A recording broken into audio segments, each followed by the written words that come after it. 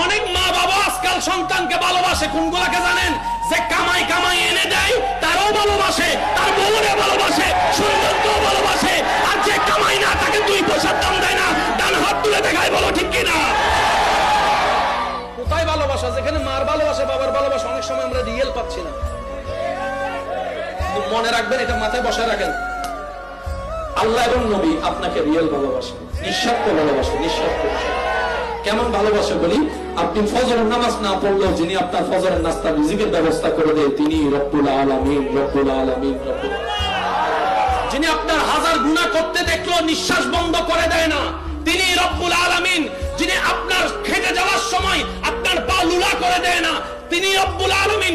শুধু তাই নয়, 1000 গুনাহ করার পরে আপনি যখন সিজদায় পড়ে ভিক্ষা করে বলবেন আল্লাহ যা করেছি মাফ করে দাও, তওবা করি, যিনি রাগ না করে মাফ করে দেয় তিনি রব্বুল আলামিন।